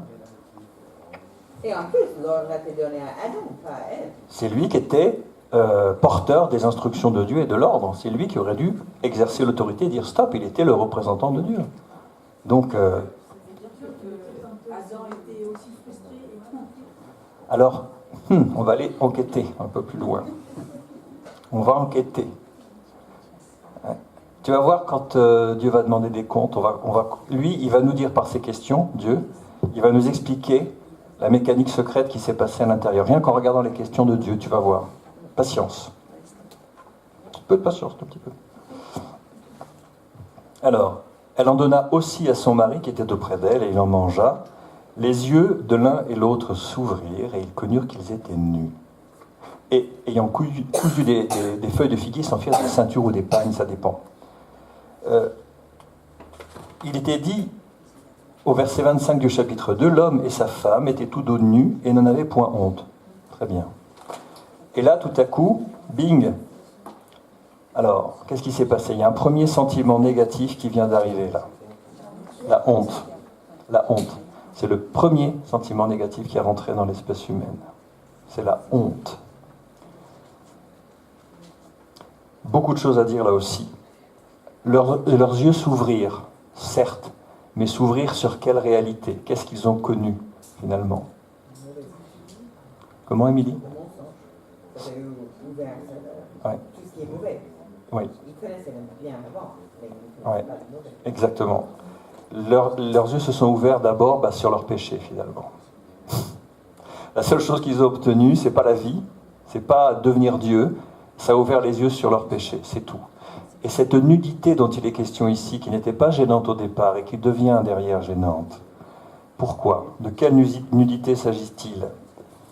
Est-ce que quelqu'un peut prendre Apocalypse, chapitre 3? Vous savez, c'est dans les lettres aux 7 églises d'Asie. Et Lorraine, elle sait déjà ce que je veux dire. Elle a déjà dit. Apocalypse 3, versets 17 et 18. Apocalypse chapitre 3, versets 17, 18, vas-y. Alors, attends, j'arrive, Jeanne, je vais te donner le... Merci. Vas-y, tiens. Chapitre 3, versets 17 et 18. Tu dis, je suis riche, j'ai amassé des trésors, je n'ai besoin de rien, et tu ne te rends pas compte que tu es misérable et pitoyable, que tu es pauvre, aveugle et nu. C'est pourquoi je te donne un conseil. Achète chez moi de l'or purifié au feu pour devenir réellement riche, des vêtements blancs pour te couvrir afin qu'on ne voit pas ta honteuse nudité, et un collier pour soigner tes yeux afin que tu puisses voir clair. Merci.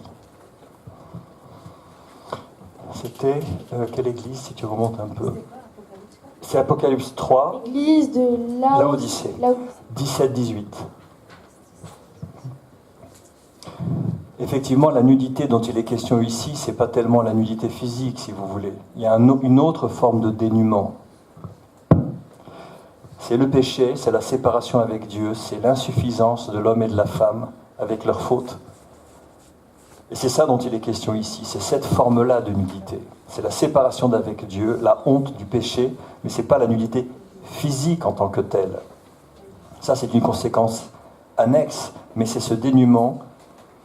La communion est rompue, le péché est entré dans la race humaine, et voilà le dénuement dont il est question. Ils firent des feuilles, des ceintures ou des pagnes en feuilles de figuier. Ça, c'est intéressant. Vous savez que le peuple d'Israël est représenté dans les prophètes toujours par deux images. Il y a deux arbres qui les caractérisent. Il y a un arbre qui parle d'Israël dans le côté négatif et un arbre qui parle d'Israël dans le côté positif, prophétique. Ces deux arbres sont le figuier et l'olivier. Israël, quand il est présenté en tant qu'olivier, c'est l'Israël de Dieu, l'Israël dans la pensée de Dieu, l'Israël spirituel. Mais le figuier, c'est l'Israël du côté négatif, la religiosité vide. Ce peuple m'honore des lèvres, mais son cœur est éloigné de moi. Qu'a fait Jésus quand il est arrivé à Jérusalem et qu'il a vu un figuier? Vous vous rappelez de cette scène? Qui peut me la rappeler? Voilà, qu'est-ce qui s'est passé? Qu'est-ce qui s'est passé? Continue. Ah, c'était toi, pardon. Excuse-moi, je crois que c'était... Vas-y, excuse-moi. Il a maudit le figuier, parce qu'effectivement, il arrive, il voit des feuilles. Et il cherche des fruits, et il dit, il n'en trouva pas. Et il l'a maudit en disant que jamais aucun fruit ne naisse de toi. Alors pour comprendre cette scène, il faut vous souvenir que le figuier, il a une caractéristique unique, c'est qu'il donne les fruits avant les feuilles. Je crois que c'est le seul arbre qui fasse ça. Les fruits sortent d'abord et les feuilles après. Donc si on a les feuilles, on doit normalement trouver des fruits. Et donc il passe la main partout, il cherche et zéro fruit. C'était l'image de l'Israël religieux déconnecté de la révélation initiale de Moïse, qui a confisqué, comment dirais-je, ce qu'on appelle la Torah, puis le tabernacle, et puis le temple. Tout ça, ça nous parlait de Jésus-Christ. Ils ont tout pris, ils en ont fait une religion, ils ont vidé ça de son sens, et ils ne rendent pas à Dieu les fruits qu'il attend, d'adoration, de louange, d'amour, etc. Donc le figuier, c'est finalement toute la religion que les hommes s'inventent. Vous savez qu'il existe, j'ai appris ça, à l'ONU, United Nations, il y a un observatoire mondial des religions. Ce sont des gens très sérieux qui passent leur temps à inventorier toutes les nouvelles religions qui sortent dans le monde tous les jours. Vous savez combien de nouvelles religions ou de cultes sont inventées chaque jour? Il y a 3 nouvelles religions tous les jours qui sont inventoriées. Les hommes adorent tout et n'importe quoi. Alors dans la liste, on a par exemple des gens qui adorent le poireau, des adorateurs de l'oignon, dans certaines tribus. Tout est objet d'adoration, mais tout et n'importe quoi. Donc la religion ou la religiosité, elle a été dévoyée du sens initial. Vous savez, religion, religere, c'est relié, n'est-ce pas? Relié à Dieu, mais qu'est-ce que c'est devenu? Des rites vides de sens, où les hommes s'imaginent qu'ils vont obtenir, marchander avec Dieu, leur éternité, parce qu'ils ont fait ci ou ça. Mais c'est pas ça que Dieu veut. Ce que Dieu veut, c'est notre cœur. Il veut la même relation transparente qu'il y avait entre Adam et Dieu au départ. C'est ça qu'il souhaite. Donc les feuilles de figuier, c'est une très très belle image de s'imaginer que par sa religion et ses pratiques, on va régler le problème de son péché. Et j'ai un ami africain qui disait toujours des images comme ça. Il dit, mais le pagne, le devant, il est caché, mais le derrière, il n'est pas caché. Ça résout rien. Il fait... J'ai trouvé l'image. Parce qu'un pagne, c'est ça, hein, finalement. Hein. Bon. Donc voilà leur réaction. Leur réaction, c'est, au lieu de se dire, je vais à la lumière, et j'avoue très simplement ce que j'ai fait. Je vais vers Dieu, je me cache, et j'essaie de dire, non, il n'y a plus de problème. Regarde, j'ai caché avec des feuilles de figuier. La religion. Et là, verset 8, qui a le micro. On continue 8 jusqu'à 13. Alors ils entendirent la voix de l'Éternel Dieu qui parcourait le jardin vers le soir, et l'homme et sa femme se cachèrent loin de la face de l'Éternel Dieu, au milieu des arbres du jardin. Mais l'Éternel Dieu appela l'homme et lui dit, « Où es-tu » Il répondit, « J'ai entendu ta voix dans le jardin, et j'ai eu peur, parce que je suis nu, et je me suis caché. » Et l'Éternel Dieu dit, « Qui t'a appris que tu es nu? Est-ce que tu as mangé de l'arbre dont je t'avais défendu de manger ?» L'homme répondit, « La femme que tu as mise auprès de moi m'a donné de l'arbre, et j'en ai mangé. » C'est un... Et l'Éternel Dieu dit à la femme, « Pourquoi as-tu fait cela ?» La femme répondit, « Le serpent m'a séduite, et j'en ai mangé. » Voilà, jusque-là. Alors ils entendirent la voix de l'Éternel Dieu qui parcourait le jardin vers le soir. Qu'est-ce que ça signifie? Ça indique quelque chose. C'est ça. Le fait qu'ils entendaient bruisser les feuilles, Dieu se présentait à eux régulièrement. Et ce souffle-là qui caresse les feuilles, c'est qui? Tu peux le dire plus fort, hein? C'est le Saint-Esprit. C'est le Saint-Esprit. S'ils ont eu peur et qu'ils se sont cachés, c'est qu'ils savaient que vers cette heure-là, il y avait une rencontre. Alors je peux pas, j'ai pas le temps de développer ça, mais vous savez que le jardin d'Éden est un temple en fait. Le jardin d'Éden est un temple. C'est près d'une source. Quand vous voyez les fruits dans le temple de Salomon, les colonnes Boaz et Yakin, puis on demandait de sculpter des fruits dedans, vous savez, dans le temple, il fallait se faire des fruits partout, des grenades, etc. Mais en fait, c'est le temple où l'homme rencontrait Dieu. C'est un temple, en fait. C'est pour ça que le serpent n'avait pas sa place là-dedans. Et donc, ils entendent, vers le soir, ils savaient que c'était le point quotidien où ils rencontraient leur Créateur. C'est pour ça qu'ils savaient que c'était lui qui arrivait. Et là, on a le deuxième sentiment négatif. On a vu la honte et le deuxième, c'est la peur. Voilà. Alors, les deux peurs que vous nous mouriez tout à l'heure, ça devient concret. Là. La peur, c'est terrible, ça vous rendez compte? C'est que le Seigneur, on passe d'un état de communion et de transparence, on a peur de lui. Quelque chose vraiment terrible a été perdu ici. La communion. On avait posé une question la semaine dernière, pour quelle raison quelqu'un pourrait-il refuser l'amour de Dieu? Vous vous souvenez? Et il y avait plein de réponses possibles, et il y avait la peur aussi, la peur, qui ont la peur de Dieu, des gens qui ont la peur de Dieu, qui n'osent pas s'approcher, se sentent indignes. Et la peur, c'est pas la crainte, on ne va pas développer ça, mais vers le soir, et ils se cachèrent loin de la face de l'Éternel Dieu, au milieu des arbres du jardin. Psaume 139. Éternel, tu me sondes et tu me connais. Tu sais quand je m'assieds, quand je me lève. Tu pénètres de loin ma pensée. Tu sais quand je marche et quand je me couche, et tu pénètres toutes mes voies. Car la parole n'est pas sur ma langue que déjà, ô Éternel, tu la connais entièrement. Tu m'entoures par derrière et par devant, et tu mets ta main sur moi. Une science aussi merveilleuse est au-dessus de ma portée. Elle est trop élevée pour que je puisse la saisir. Où irai-je loin de ton esprit, et où fuirai-je loin de ta face? Si je monte aux cieux, tu es là. Si je me couche au séjour des morts, te voilà. Si je prends les ailes de l'aurore et que j'aille habiter à l'extrémité de la mer, là aussi ta main me conduira et ta droite me saisira. Si je dis, au moins les ténèbres me couvriront, la nuit devient lumière autour de moi. Même les ténèbres ne sont pas obscures pour toi. La nuit brille comme le jour et les ténèbres comme la lumière. C'est bien vain de se planquer dans les arbres en espérant qu'on fuit la face de Dieu. On ne peut pas fuir la face de Dieu.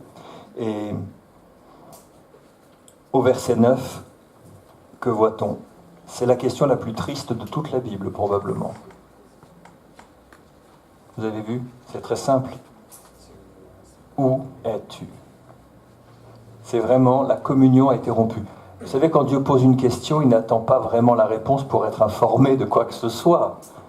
Quand il pose une question, c'est pour rétablir la communion et donner l'occasion à la personne à qui la question est posée d'entrer en relation avec lui. Il n'attend pas d'information, Dieu. Il sait très bien où il est. Mais la question, c'est rétablir la communion avec l'homme. Et ça, c'est une caractéristique extrêmement importante que vous pouvez noter. Dieu est toujours à l'initiative de la relation. Toujours, tout le temps. Tout le temps. C'est toujours lui qui est à l'initiative de toute relation entre lui et nous. Il fait toujours le premier pas. Et quand il a dit « Où es-tu ?», il savait très bien où il était, mais il attendait une seule chose, c'est que Adam revienne vers lui, que le dialogue soit rétabli. Vous ne croyez pas qu'il fait comme ça avec nous? On va faire une première question. Qui n'a jamais péché? Bon, ça va, vous connaissez bien. Très bien. Mais quand ça nous arrive, on a deux solutions. On peut se cacher au milieu des arbres du jardin, même si vous n'avez pas d'arbres, si vous n'avez pas de jardin, on peut quand même se cacher en disant je ne dirai rien, etc. Et qu'est-ce qui se passe? Il se passe qu'on est très mal. Il se passe qu'il y a un feu dans nos os.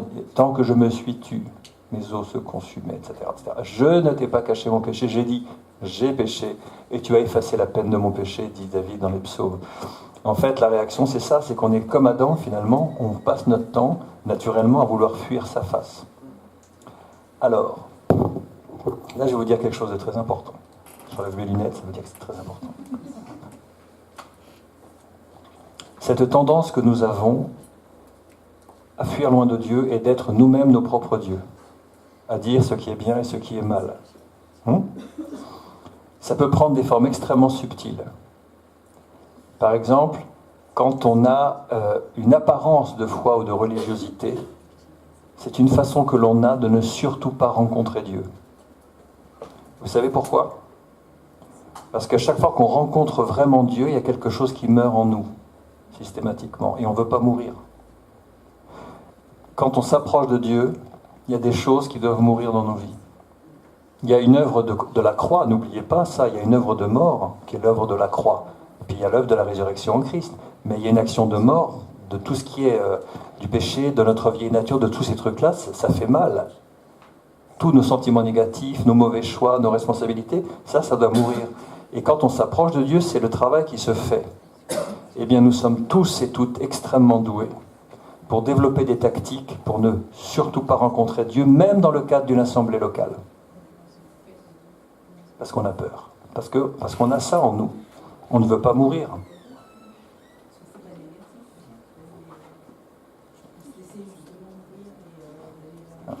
Plus facile à dire qu'à faire. Mais nous, on a une tendance, tu sais, j'entends souvent, ou je lis plutôt assez souvent, sur des sites web comme Top Chrétien ou autres, ça fait longtemps que je ne suis pas allé, mais de temps en temps, comme ça, ou sur Facebook, on a beaucoup de personnes qui commentent les commentaires des commentaires de tout le monde. Puis souvent on dit « Oh Seigneur, envoie ton feu », il y a tout un dialogue comme ça, « Envoie ton feu ». Mais enfin, le feu, ça brûle, ça fait mal, vous savez. Hein. Ceux qui demandent ça, ils ne savent pas exactement à quoi ils s'attendent, parce que si Dieu vient lui-même et qu'il veut régler des choses dans nos vies, il peut le faire de plusieurs manières, mais on a vu qu'il, parmi les différents canaux qu'il pouvait utiliser pour nous parler, il y en a qui s'appelle l'épreuve, vous vous rappelez? Quand on est dur d'oreille ou quand il faut vraiment qu'il nous cuisine, il envoie une épreuve très très souvent. Et c'est encore une façon que Dieu a de nous parler. Nous, on n'aime pas ça. Mais il y a des choses qui doivent mourir à soi-même, abandonner des choses. On ne le fait pas forcément de bon cœur. Ou alors tu es exceptionnel. Mais cette réalité, j'en reparlerai parce que ça me paraît très très important. On peut avoir toutes les apparences d'une communion en cherchant absolument à ne pas rencontrer Dieu parce qu'on ne veut pas mourir. Vous n'avez pas remarqué, dans Daniel, Jérémie, Ésaïe, que quand un homme rencontre une créature céleste, les gens tombent par terre comme morts. Pourtant, ce n'est pas Dieu lui-même, ce sont simplement des anges qui reflètent la gloire de Dieu, simplement. Il s'approche, boum, Daniel, il est tombé, il est dit, comme mort. Et puis, l'ange secoue les genoux en lui disant « Relève-toi, homme bien-aimé, j'ai des choses à t'expliquer ». Mais il a fallu qu'il le fortifie parce que la chair meurt au contact de la sainteté de Dieu, même reflétée, boum. Ça m'est arrivé, moi. 3 heures, je ne peux plus bouger. 3 heures. C'est ma soeur qui a dit « Il faut y aller maintenant », j'étais par terre. « Il faut y aller maintenant ». Bon. Donc là, c'est une réalité extrêmement importante. J'ai dit ce que j'avais d'important, je remets mes lunettes. D'accord ? Ok. Et alors là, j'aime beaucoup les questions que Dieu pose. Bon, le « Où es-tu » Et Adam, il répond « J'ai entendu ta voix dans le jardin et j'ai eu peur parce que je suis nu et je me suis caché. » Bon, voilà, là, tout est dit là, les dégâts sont là. Et l'Éternel Dieu dit « Qui t'a appris que tu es nu ?» Il sait qu'il y a un acteur extérieur. Il n'a pas dit « Comment sais-tu ? Pourquoi ? Pourquoi dis-tu » Mais qui t'a appris ? Il sait déjà qu'il y a un perpétrateur, comme on dit. Il sait déjà qu'il y a un acteur qui a fait son entrée et qui en est responsable.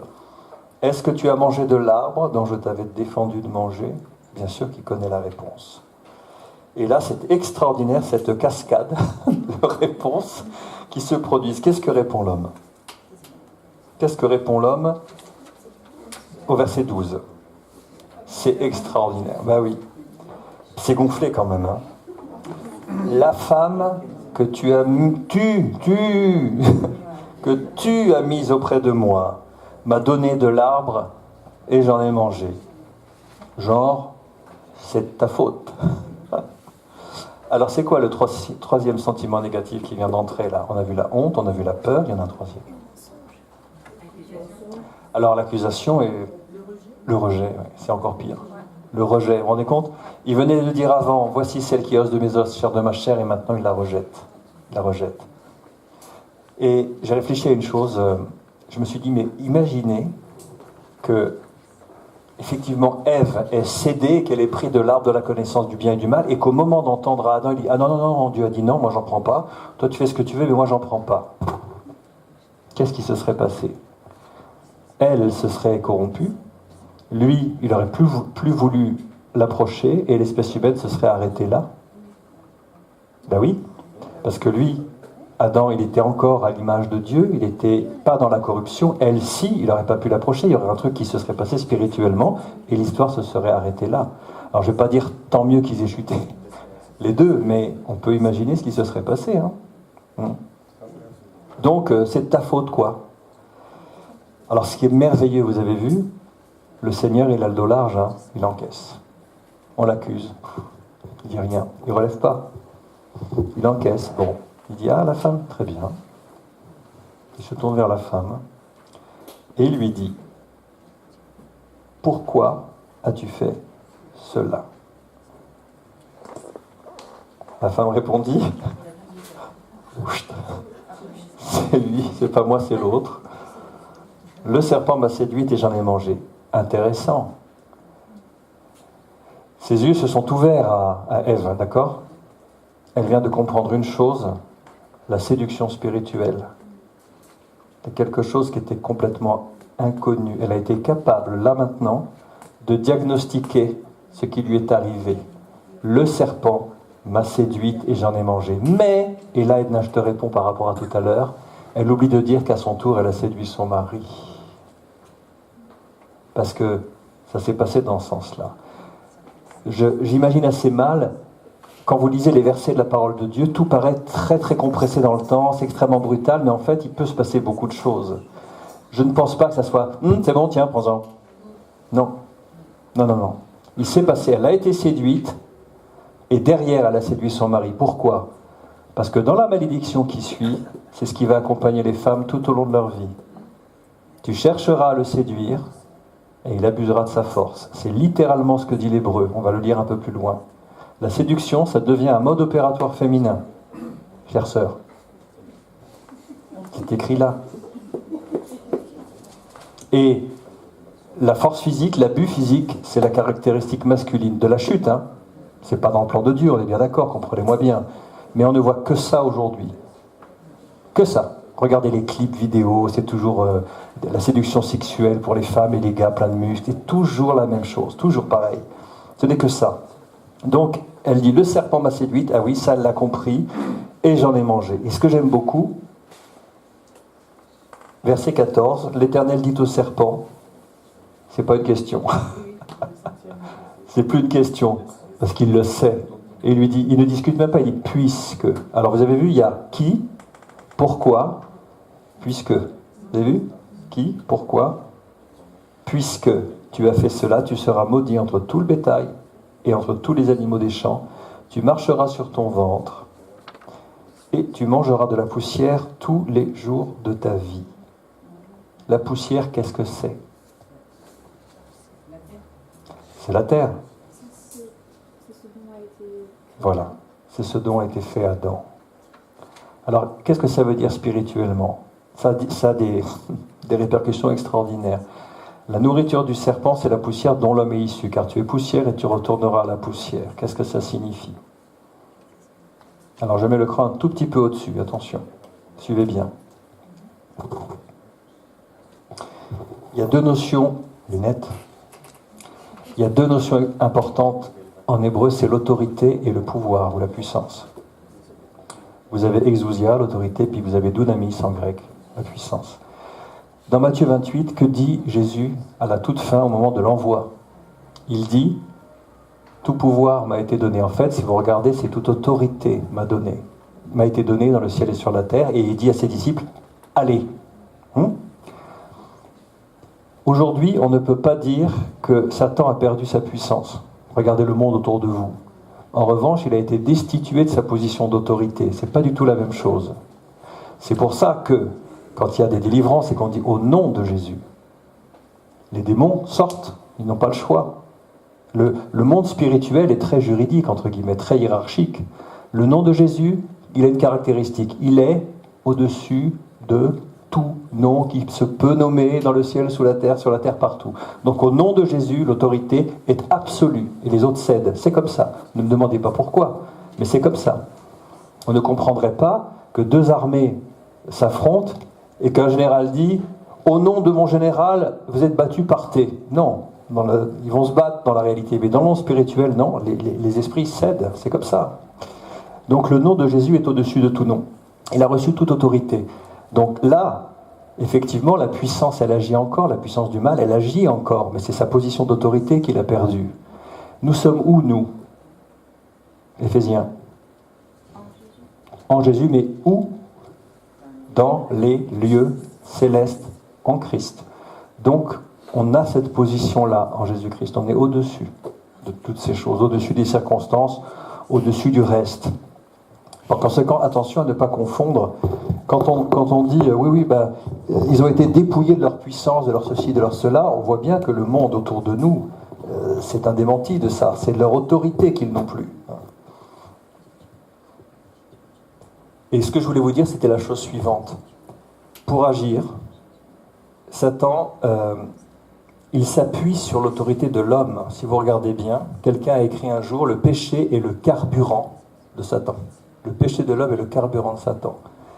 C'est nous qui avons reçu l'autorité en Adam, sur la terre, pour garder le jardin, pour l'organiser. On est les représentants de Dieu ici. Et qu'est-ce qui s'est passé? L'homme a cédé cela finalement parce qu'il a préféré mettre sa foi dans la parole du serpent plutôt que dans la parole de Dieu. Et quand vous mettez votre foi chez quelqu'un, vous donnez à ce quelqu'un une ascendance sur vous. Regardez les sectes. Par conséquent, il a besoin de s'appuyer sur l'homme. Satan, il ne peut pas agir comme ça de lui-même. Il faut qu'il y ait des hommes et des femmes impies dont le péché sert de carburant pour pouvoir agir sur cette terre. Et c'est très intéressant, il se nourrit du serpent. Et je vous ai posé une question. Regardez bien. Le serpent a continué à agir et à nuire dans l'histoire et il a grandi. Que nous dit Apocalypse chapitre 12, verset 9 à son sujet? Vous l'avez, c'est une des questions. Qu'est-ce que dit Apocalypse 12, verset 9? On arrive à la fin. On l'appelle Satan ou le diable. Oui, tu peux le lire à haute voix? Ah. Il y a une note en bas de page. Et il fut précipité, le grand dragon, le serpent ancien, appelé le diable et Satan, celui qui séduit toute la terre. Il fut précipité sur la terre et ses anges furent précipités avec lui. Voilà. En quelque sorte, le serpent a grandi, vous avez vu? Le serpent ancien est devenu un grand dragon parce que, comme je vous le disais, les principes spirituels, ça enfle, ça enfle, ça enfle, et ça arrive à l'apogée avec l'Antéchrist. Vous n'êtes pas posé la question. En fait, il a besoin d'une personne qui s'appelle l'Antéchrist pour arriver à ses fins. Il doit lui aussi, entre guillemets, avoir une fausse incarnation. Vous aviez réfléchi à ça? Satan contrefait tout ce que Dieu fait. Il n'invente rien, il ne crée rien, il contrefait. Il y a une fausse incarnation, ça sera l'Antéchrist.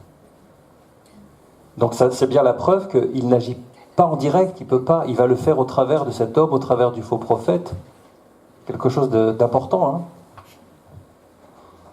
On va arriver à la toute fin de cette première partie, parce que là, on voit les conséquences. Bon, Dieu, il a écouté, et là, il parle, et il dit, « Je mettrai inimitié », ou on peut même traduire « haine », entre toi, le serpent, et la femme, entre ta postérité, ta semence en hébreu, Giretz, et sa postérité au serpent. Celle-ci, la postérité de la femme, t'écrasera la tête, et toi, le serpent, tu lui blesseras le talon. Alors, qu'est-ce que nous avons là de façon prophétique? Micro. C'est que Allumé. la femme, elle lui écrasera la tête. Oui. La tête, c'est quand même vital. Alors que lui, il lui blessera juste le talon. À peine. D'accord. Alors, on va aller encore plus loin. La postérité de la femme, dans l'absolu, c'est qui si on suit les généalogies? On arrive à qui? Au Seigneur Jésus. Et le talon, qu'est-ce qui se passe quand on est crucifié?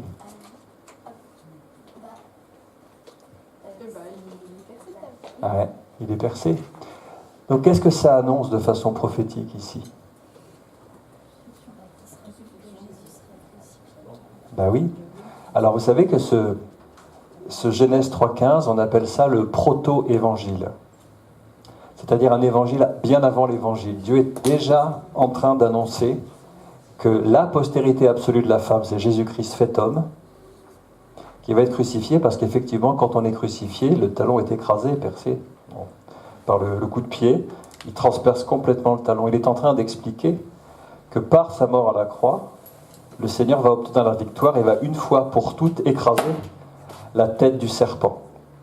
On appelle ça le proto-évangile, la toute première annonce prophétique de l'œuvre de rédemption du Christ. On peut même dire, j'ai cru lire quelque part, tu le viseras au talon, quelque chose comme ça. En hébreu, on peut dire ça aussi. Il dit à la femme, j'augmenterai la souffrance de tes grossesses. Intéressant, c'était quand même douloureux au départ. Ce n'est pas je rendrai douloureux, c'est j'augmenterai. Et tu enfanteras avec douleur. Alors ce verset, et tes désirs se porteront vers ton mari, mais il dominera sur toi. Qui a une Bible semeur? Ou tu veux une semeur? Oui, c'est ça. Attends, oui, merci. Je vais trouver ça. On va voir ce qu'ils disent dans la semeur, et puis je vais vous donner une traduction plus proche du texte. Voilà, il est dit...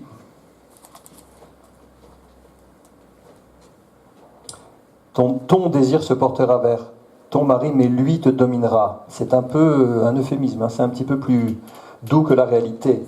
Le texte dirait plutôt, tu chercheras à le séduire, mais il abusera de sa force.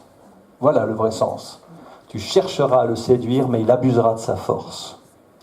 Et c'est le schéma désastreux dans lequel les rapports hommes-femmes aujourd'hui s'inscrivent à cause de la chute. C'est plus du tout cette aide semblable à lui, cette complémentarité. On est dans ce schéma faux. Et pour l'homme, j'accélère un tout petit peu, il est dit, puisque tu as écouté la voix de ta femme, qui l'a rappelé tout à l'heure, c'est lui qui a reçu, c'est toi Lorraine, c'est lui qui a reçu l'ordre. Donc sa femme, elle peut dire ce qu'elle veut, il aurait dû s'accrocher à la parole que Dieu lui avait donnée, c'était ça son référence, c'était pas ce que sa femme lui a dit. Hein. Et que tu as mangé de l'arbre au sujet duquel je t'ai donné cet ordre, tu n'en mangeras point, le sol sera maudit à cause de toi. C'est à la force de peine que tu tireras ta nourriture tous les jours de ta vie. Il te produira des épines et des ronces, et tu mangeras de l'herbe des champs.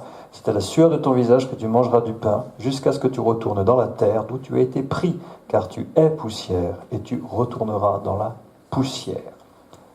Est-ce que vous avez remarqué? Souvent, tout le temps, enfin moi, on l'entend, c'est que les hommes sont beaucoup plus dans le faire et les femmes dans l'être. Les femmes cherchent la relation, et les hommes, ils sont plus dans l'action et le faire. Scénario typique, mercredi soir, on rentre du travail, et la femme dit à son mari, oh là, j'ai une journée épouvantable, il s'est passé ça, tu sais que je t'avais parlé de mon collègue Gauthier, il a fait ci, il a fait ça. L'homme, Superman, immédiatement dit, mais tu sais ce que tu devrais faire ça, ça, ça. Et il se fait engueuler. Et il ne comprend pas. Il dit, mais attends, j'ai pourtant donné une bonne solution, c'était bien mon truc. Mais non, la femme, en balançant tout ce qu'elle avait, elle ne cherchait pas une solution, elle l'a déjà. Elle voulait juste communiquer. Elle voulait être écoutée. Et le gars, il a pris ça, il me dit, ah, on me demande mon aide, je vais y aller. Et il ne comprend pas pourquoi il se fait conduire. Regardez bien, la femme, elle est maudite dans le relationnel et l'homme, il est maudit dans le faire. Eh oui. Tu chercheras à le séduire, elle va essayer d'entrer en relation avec lui, il dominera sur toi. C'est dans les relations qu'il y a une malédiction. Et l'homme, c'est dans tout ce qu'il va faire. Les épines, les ronces, la sueur, etc. etc. On voit bien ce schéma. On voit que le Seigneur connaît bien la caractéristique d'un homme et la caractéristique d'une femme. C'est étonnant, hein? Je prends mon stylo et je mets un petit trait. Hop, à la fin du verset 19. Hop, et j'écris groupe du samedi. Pour terminer, quelques questions. On va résumer. En quoi consiste le message du serpent? Sur quel levier joue-t-il? Qu'est-ce qu'on avait dit? En premier, le doute. Ensuite, le mélange du vrai et du faux. Ça c'est après. Le mélange du vrai et du faux. Oui. Ensuite. Le mensonge direct. Alors, il y a eu le mensonge direct, mais dans le cœur de l'homme et de la femme, sur quoi il a joué? il a utilisé ce qui était installé déjà en eux, hein. La frustration. La frustration. Je note. Autre chose encore. La légitimité aussi. Oui. C'est douter de la bonté de Dieu. Alors, le doute, c'est ce qu'on a cité en premier, c'est effectivement ce qui s'est passé en premier. Et la bonté de Dieu, est-ce que Dieu est aussi bon que ça? Il y a eu ça, mais n'oubliez pas l'orgueil aussi. Hein, l'idée de se dire, mais vous valez mieux que ça. Vous valez mieux que la pauvre situation que Dieu vous donne. Vous pouvez devenir Dieu, il veut vous... La soif de pouvoir qu'on a. J'ai appris en psychologie que les enfants, à l'âge de 2 ans, ils ont la période de soif de pouvoir, il paraît. Ils décapitent les fleurs, vous savez, ils prennent une baguette, puis ils s'imaginent être des tyrans, puis toutes les roses, ils vous les décapitent, c'est la soif de pouvoir, ils écrasent les animaux, les insectes et tout ça. Il paraît que c'est un développement psychologique normal. Mais il y a aussi la soif de pouvoir, l'orgueil, vous valez mieux que ça, etc. Il y a un sentiment de rébellion aussi qui est déjà là, hein, sur lequel s'appuyer. Hop. Dernière chose, Christ est présent 3 fois dans ce... Ah, non. 2 fois. La troisième, on la verra la semaine prochaine. Christ est présent 2 fois dans les passages qu'on a étudiés. Est-ce que vous pouvez me retrouver les 2 passages, tout simplement? Alors, il y a l'arbre de vie, c'est le premier. Et le second? Le talon, la postérité de la femme. Et on va terminer sur le verset que je vais vous lire de Galates, chapitre 4, versets 4 et 5. Vous l'avez dans la marge. Mais lorsque les temps ont été accomplis, Dieu a envoyé son Fils, né d'une femme, sous la loi, afin qu'il rachète ceux qui étaient sous la loi, afin que nous recevions l'adoption. Là, l'apôtre Paul établit la filiation directe, née de la femme. C'est pour ça que le Seigneur Jésus, dans les évangiles, souvent s'appelle lui-même le Fils de l'homme, pour bien insister sur le fait qu'il est aussi pleinement homme. Ouais. On va prier. On reprendra samedi au verset 20. Et on étudiera donc les conséquences, on va développer les différentes conséquences pour voir comment ça, on retrouve ça dans nos propres vies. C'est pas quelque chose qu'on aime bien faire, hein, vous avez remarqué ça? Le péché, c'est pas un sujet qu'on aime bien traiter quand on en parle à l'extérieur. Et on trouve toujours des comparaisons excessives en disant oui, Hitler, Staline, des monstres, Néron, d'accord, très bien. Mais pour le péché quotidien, les petites choses de la vie, etc., ça on n'en parle pas trop, on n'aime pas. Bien, on va prier. Tu veux bien, Emmanuel? Bien sûr.